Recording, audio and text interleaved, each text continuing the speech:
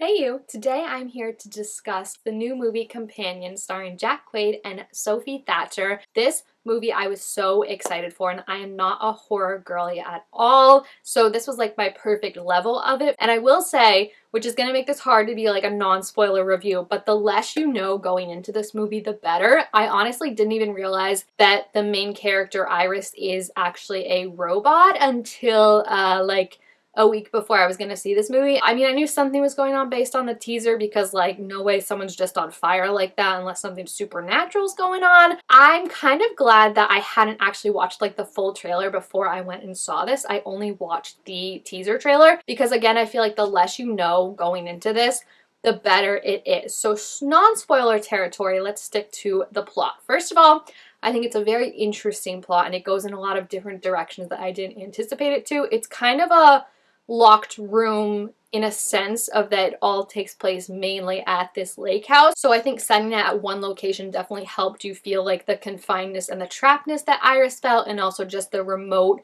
isolation of it, of no one else really being around for miles. It reminded me a lot of another horror movie I really like, which is You're Next, which is another kind of trapped movie where it's like you're stuck there and you're just trying to battle your way out. I also really love Sophie Thatcher. She's from Yellow Jacket. She has my whole heart. I think she is becoming like, is actually cemented as like the next Scream Queen, and she's just so good in these roles. Everything about her mannerisms, her choice of how to deliver dialogue, it was just so amazing because like I said, I think you could go into this movie like if they had not revealed in the synopsis that like she's a robot, I think even going into that like would have been fine because like obviously you have it in your head of like, okay, something's going on because like in the trailer we saw again her arm on fire and she was like in pain but like not moving, but there are plenty of explanations for that. You don't necessarily go to like Android. If I had known even less about that, I think would have just made it even more like over the top because every twist and reveal was just like, whew. I think the pacing was perfect too. I've always said that like I no longer have the attention span for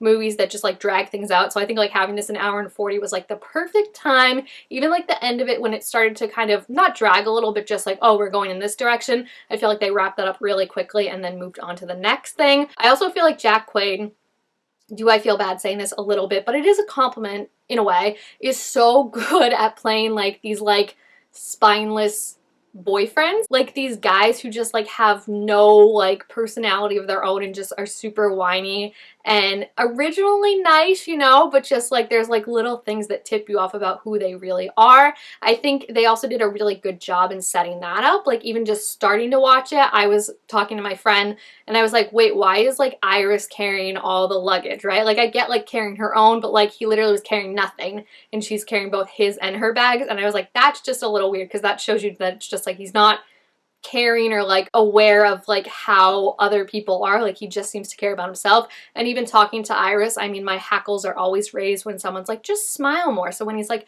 just be nice, don't be weird and mopey, like I feel like that was just a very much like what you would say to someone who has like social anxiety or like nervousness about being around new people, and being like, don't be mopey, like smile and have fun. It's just like, okay, like, and if you're in the water and you don't want to be wet, get out of the water. Like we're just saying obvious advice that's obviously like not easy to follow in the moment. So I feel like they did a really good job setting that up dialogue wise and also just like how he acted wise. But again, Jack Quaid is just so good at playing that character because even in the beginning, like when they're driving and he's like, oh, were you dreaming about me? And you're like, that's kind of cute, like their banter and everything. So you're falling for it in a way, and you're falling for this image that they've created. But then again, the little things are just like some red flags rising up, right? And I also feel like they did a really good job of like not overwhelming us with the amount of characters that there were. There's really only 5-6 main characters, and I feel like the focus really is on Iris and then Josh as the adversary. I mean, everyone else is kind of like the adversaries too, but Josh is obviously the main one. And again, I think a really fun thing that they do though,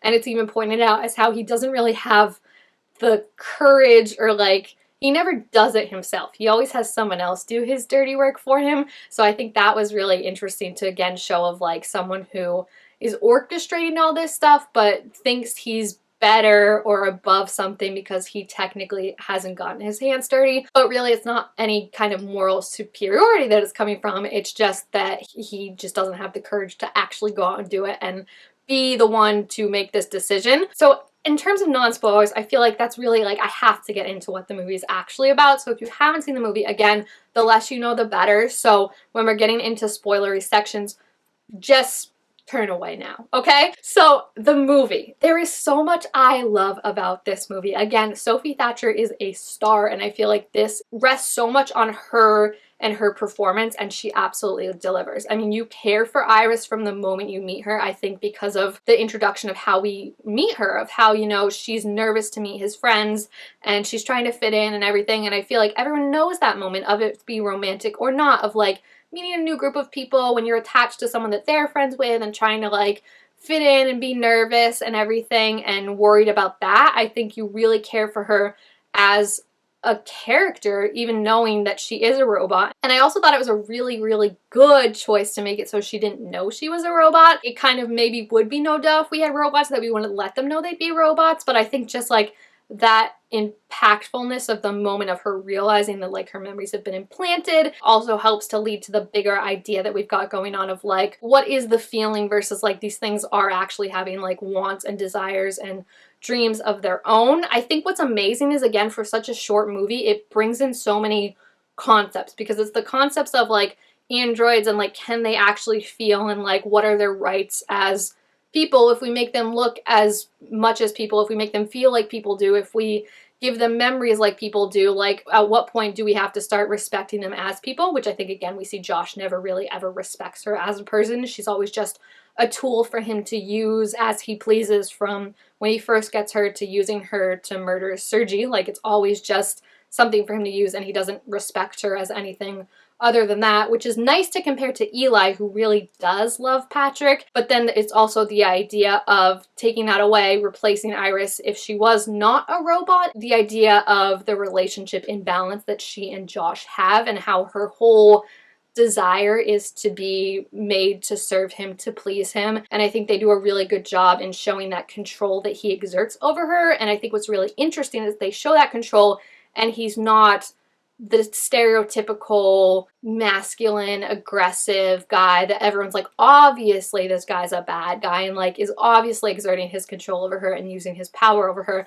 No, he's lanky, he's kind of like just funny, like dropping like, you know, that like silly me kind of thing. He seems to support her and stuff and talks her down from things, but really you see, I think, the insidiousness of what he's really doing when you start to peel back the layers more and more. And like I said, I think they do a good job of setting that up originally, even before the reveal of her being a robot and like him finding everything and telling her that, from the way she dresses. I mean, we find out that everything about her is basically programmable according to him. So I feel like the way she dresses is very, very cute, but very reminiscent in my mind of like a 1950s housewife, and that time of like when women were just expected to just be in the kitchen and the house all day and everything. And that kind of is her role, is like he can literally tell her when to go to sleep and when to like basically just get away from him. Like if he doesn't want to talk to her, as we saw when she was like trying to talk about her day and how it was, he can just be like, go to sleep, and that's it. He picks out how she looks, he picks out her hair color,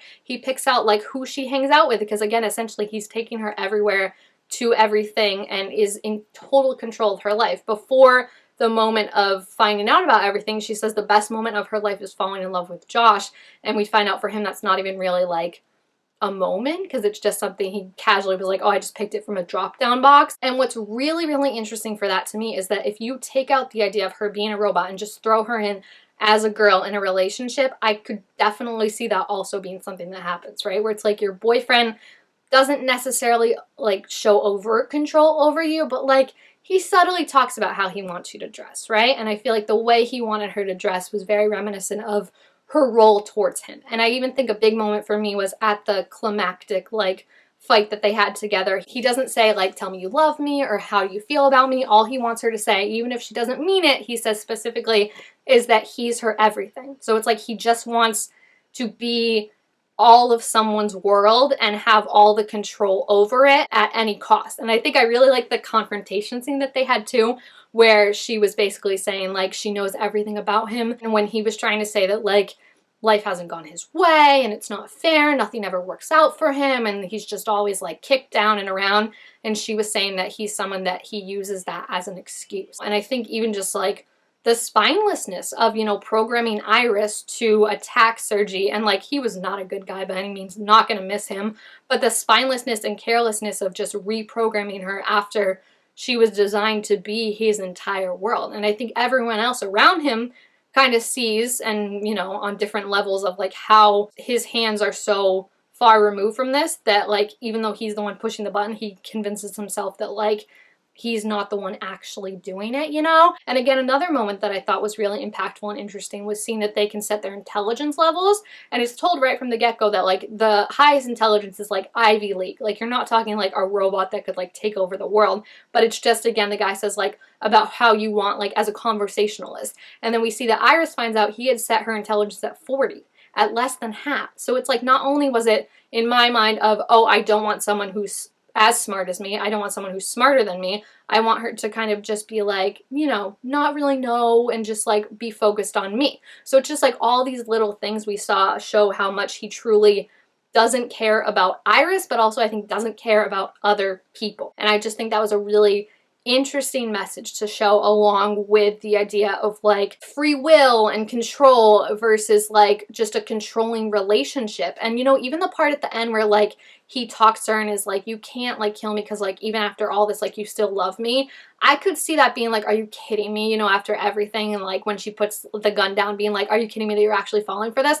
But I think, again, that shows like a master manipulator, right? Because again, he is a controller, and he might not seem abusive from the onset, but he knows the things to say. And I think what really showed it is the fact that like, yeah, she was like, yeah, I do care for you, and he immediately, as soon as she let her guard down, attacked her again. There wasn't any like, let's try and figure this out. There wasn't a moment of hesitation on his part. Like, for him, it was still just about getting a win over her. And what really like triggered him and like started to show like the real side of him was when she said like she doesn't need him. Like, when she broke up with him, and he was like, are you breaking up with me? And she's like, it's not you, it's me. And she's like, I just don't see us on the same path.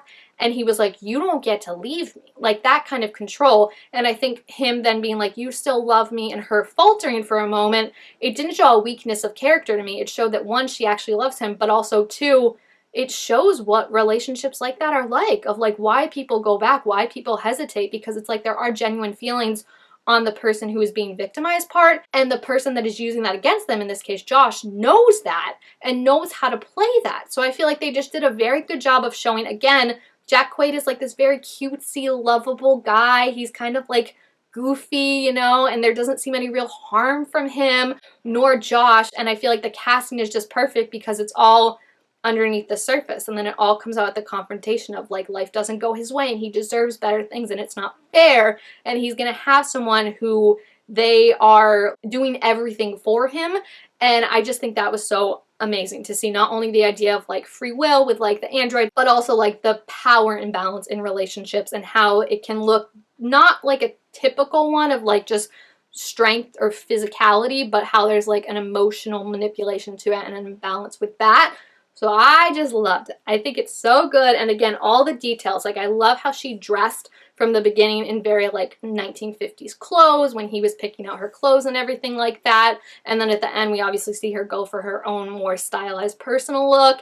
And I think just everything about it is so good. Also, again, the pacing, wonderful. Because I did not expect, again, it's a short movie, but I didn't expect like all the stuff with Sergi to happen so quickly. And then I fully did not expect Patrick to be a robot. Okay, I think it's just because Lucas Gage is like gorgeous, that like obviously like you look at Sophie and you look at Lucas and you're like, yeah, like clearly those are like gorgeous people who, yeah, maybe could be robots with their flawless skin, but they're also just so gorgeous that you're like, again, I have to say, Sophie just did such a good job, like even the movement on her, like when she was walking at the beach in particular, like I was watching her, and this is before she even realizes she's a robot. She's just so good about like, there's not really like a freestanding movement to her, like a languidity, how do you say that word, languidity, you know, like even when you're walking straight, like you might like bump out your elbow, or like you might not walk perfectly straight or something like that. Like with her, it was just like everything was like perfectly, not robotic because it didn't look that way, but just like you could tell like how it wasn't